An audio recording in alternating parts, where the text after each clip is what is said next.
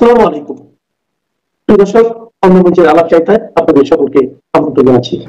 বাংলাদেশ সেনাপ্রধান হঠাৎই যেন হারিয়ে গেছেন, তার খোঁজ পাওয়া যাচ্ছে না।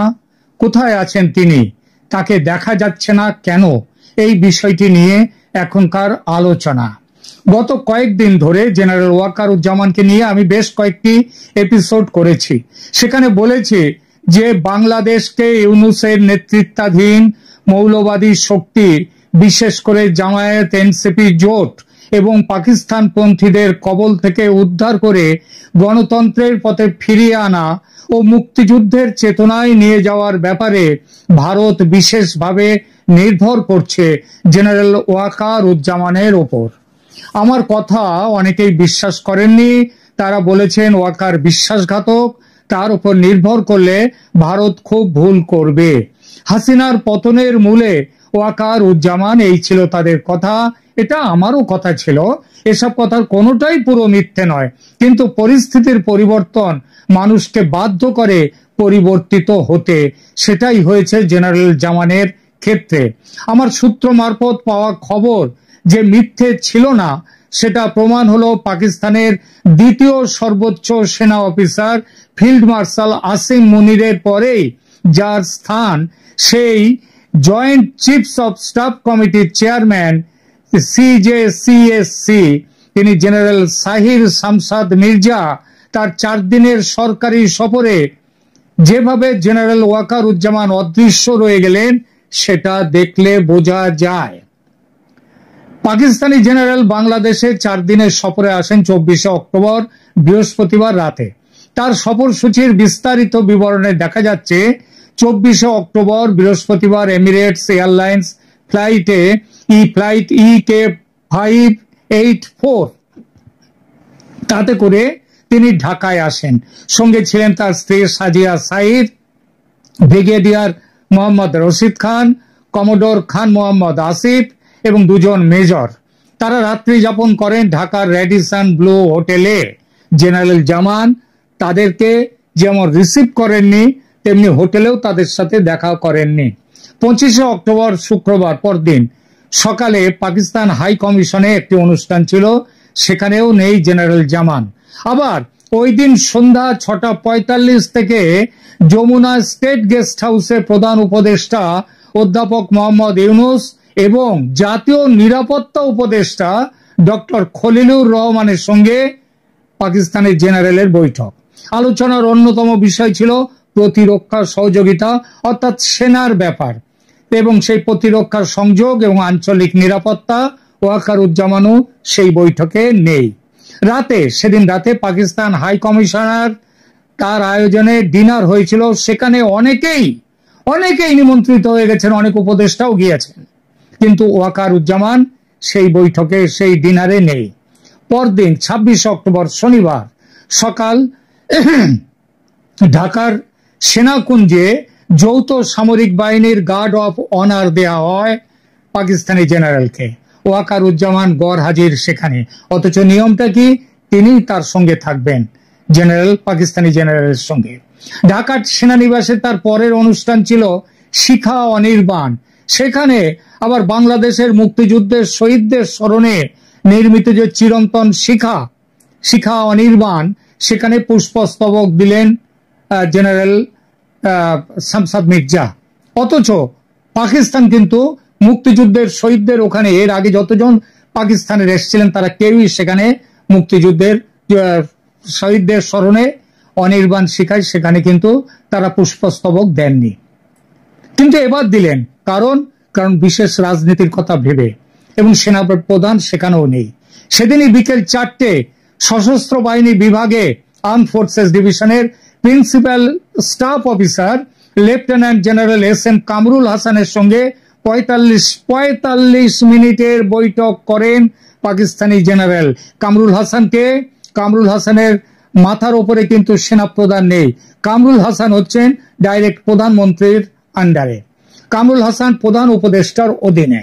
ওই দিন বিকাল এবং সন্ধ্যায় কি ছিল কাজ, বাংলাদেশ নৌবাহিনীর প্রধান অ্যাডমিরাল মোহাম্মদ নাজমুল হাসান এবং বিমান বাহিনীর প্রধান air chief marshal Hasan Mahmud খানের সঙ্গে আলাদা আলাদা ভাবে বৈঠক করেন পাকিস্তানের জেনারেল, এবং দীর্ঘ সময় ধরে তাদের আলোচনার বিষয় ছিল আঞ্চলিক ও বৈশ্বিক নিরাপত্তার পরিস্থিতি, দ্বিপাক্ষিক প্রতিরক্ষা সহযোগিতা আরো জোরদার করা, সামরিক থেকে সামরিক এনগেজমেন্ট সম্প্রসারণ। এহেন বৈঠকেও সেনাপ্রধান নেই। আসুন 27 অক্টোবর রবিবার সারাদিন সেখানে কি করেছিলেন পাকিস্তানি জেনারেল, তিনি সিলেট সেনানিবাস সফর করেছেন, বিশেষ সফর করেছেন সিলেটের স্কুল অফ ইনফ্যান্ট্রি অ্যান্ড ট্যাকটিক্সে। ফ্যাকাল্টি ও ক্যাডেটদের সঙ্গে ইন্টারঅ্যাকশন করেছেন তিনি। সেনাপ্রধান সেখানেও নেই ওয়াকারুজ্জামান। শেষ দিন 28 অক্টোবর সোমবার সকাল 11:30টায় ঢাকার আর্মি হেডকোয়ার্টারে বাংলাদেশ সেনাপ্রধান জেনারেল ওয়াকারুজ্জামানের সঙ্গে একটা বৈঠকের কথা বলা হলো। আলোচনার বিষয় প্রতিরক্ষা সম্পর্কের ইতিবাচক গতিপথ, সামরিক নেতৃত্বের বিভিন্ন স্তরে নিয়মিত বিনিময় অব্যাহত রাখা, প্রশিক্ষণ, যৌথ মহড়া এবং আশ্চর্য সন্ত্রাসবাদ মোকাবিলায় অভিজ্ঞতা ভাগাভাগি, তথ্য সন্ত্রাসবাদ প্রতিরোধে সহযোগিতা। সন্ত্রাসবাদ নিয়ে পাকিস্তান সেনাপ্রধান বাংলাদেশ সেনাপ্রধানের সাথে আলোচনায় বসবেন, কিন্তু সেনা সূত্রের খবর এই বৈঠক আদৌ হয়নি। সময়ের দিকে তাকানো যাক একবার। সেখানে তাকালে বোঝা যায় বৈঠক হওয়া সম্ভব ছিল না, কারণ বৈঠকের সময় রাখা ছিল সকাল 11:30টায়, আর এমিরেটস এয়ারলাইন্স ফ্লাইট EK587 দুবাইয়ের উদ্দেশ্যে সেই বিমান ছাড়ার কথা ছিল দুপুর 12:45। 11:30টার সময় মিটিং করবেন, সেখান থেকে যাবেন চলে হোটেলে, তারপর সেখান থেকে বেরিয়ে 12:45 ফ্লাইট ধরবেন। এগুলো কতটুকু এটা বাস্তবতা আছে সেটা আপনারাই একবার ভাবুন। 4 দিনের 96 ঘন্টার সময়ে 15 মিনিটের জন্য বৈঠক রাখা আসলে চোখে ধুলো দেওয়ার চেষ্টা। আর এখানেই সন্দেহ জাগে, কেন পাকিস্তানি জেনারেলকে এড়িয়ে গেলেন ওয়াকারুজ্জামান? এড়িয়ে গেলেন নাকি দেখা করার পরিস্থিতিতেই ছিলেন না তিনি? কেন ছিলেন না? তাহলে কি তাকে বন্দী করা হয়েছে? তিনি কি গুম হয়েছেন? ইউনুসের আয়নাঘরে রয়েছেন তিনি? ভারতের টাইমস নাও, তারপর যেটা রয়েছে ইন্ডিয়া টুডে, আজতক বাংলা, আজতক, তারা খবর দিচ্ছে যে ইউনুসের আয়নাঘরেও তিনি থাকতে পারেন, অর্থাৎ তিনি গ্রেপ্তার হয়েছেন। নাকি এই সম্ভাবনাও আবার কিছু জায়গা থেকে আমার কানে এসছে যে তার সমর্থকদের নিয়ে তিনি পাল্টা লড়াইয়ের প্রস্তুতি নিচ্ছেন। এর যে কোনোটাই হতে পারে। আবার আমার দিল্লির একটি সূত্র জানাচ্ছে, জেনারেল ওয়াকারুজ্জামান যখন দেখলেন যে বাহিনীর মধ্যে জামাতি এবং পাকিস্তানপন্থীরা সংখ্যায় বেশি, তখন প্রাণ বাঁচাবার তাগিদে রংপুরের ঠাকুরগাঁও হয়ে তিনি ভারতে চলে এসেছেন। বলা বাহুল্য, ভারত ও বাংলাদেশের কোনো সরকার বা সেনাবাহিনীর পক্ষ থেকে কোনো আধিকারিক স্তরে কোনো বার্তা দেয়া হয়নি সেনাপ্রধান ওয়াকারুজ্জামানকে নিয়ে। তবে ঘটনা পরম্পরা দেখে স্পষ্টই বোঝা যায় বাংলাদেশ সেনাবাহিনীর মধ্যে সবকিছু ঠিকঠাক নেই। বিশেষ করে সন্দেহের বিষয় হলো, পাকিস্তানের জেনারেল সঙ্গে বৈঠক করেছেন বাংলাদেশ নৌ ও বিমান বাহিনীর প্রধানরা, বৈঠক করেছেন জাতীয় নিরাপত্তা উপদেষ্টা খলিলুর রহমান, বৈঠক করেছেন মোহাম্মদ ইউনুস প্রধান উপদেষ্টা, তারা সবাই বৈঠক করেছেন, অথচ ওয়াকারুজ্জামানের সাথে বৈঠক নেই। বাংলাদেশ ও নৌ বিমান বাহিনীর প্রধানরা এতদিন ওয়াকারের সঙ্গে ছিলেন, তারাও মনে হচ্ছে ওয়াকারকে ছেড়ে দিয়েছেন। আলোচনা দীর্ঘ হয়ে যাচ্ছে, তাই একটি মূল প্রশ্নে আসি, কেন ওয়াকারুজ্জামান মির্জার সঙ্গে দেখা করেননি? বিশ্লেষকদের অনুমান, প্রথমত নিরাপত্তা নিয়ে একটা ঝুঁকি ছিল। ওয়াকারের ভারত এবং পশ্চিমী গোয়েন্দাদের সঙ্গে নিয়মিত যোগাযোগ আছে এবং তিনি পাকিস্তানের বিরোধিতা, অর্থাৎ পাকিস্তান পন্থার বিরোধিতা করেছেন তিনি। বাংলাদেশ সরকার তাকে সেই জন্য সরিয়ে দিয়েছে, গোপনে প্রেসিডেন্টকে দিয়ে তাকে বরখাস্ত করা হয়েছে, যাতে পাকিস্তানি আলাপচারিতায় সেনাবাহিনী বা রাষ্ট্রীয় গোপনীয়তা ভঙ্গ না হয় তার জন্য, এবং তাকে বার করে দেওয়ার সাথে সাথেই তাকে গ্রেপ্তার করা হয়েছে। এটা একটা কথা। কেন এটা হয়েছে? আর একটা কারণ কি হতে পারে? অভ্যন্তরীণ বিভাজন।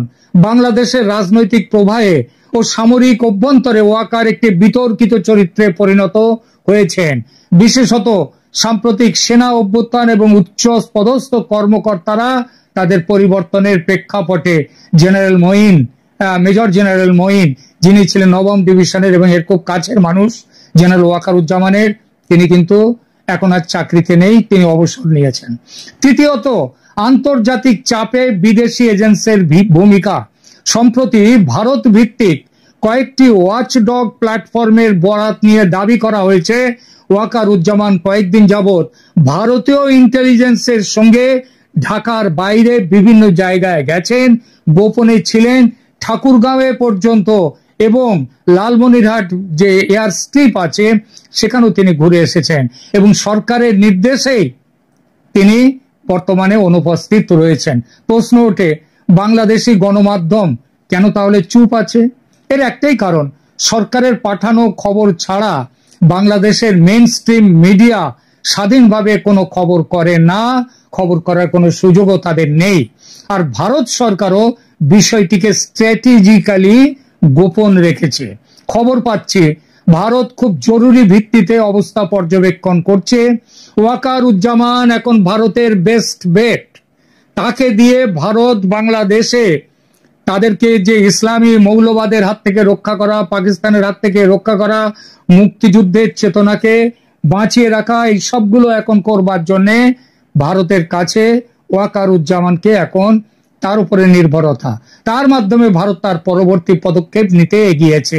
এই অবস্থায় তার কোনো অবাঞ্ছিত ঘটনা ঘটলে ভারতকে ঝাঁপিয়ে পড়তেই হবে। আগামী কয়েকদিনের মধ্যে খুব দ্রুত কিছু ঘটনা ঘটবে বলে মনে হচ্ছে, যা বাংলাদেশের রাজনীতিটাকে পাল্টে দেবে।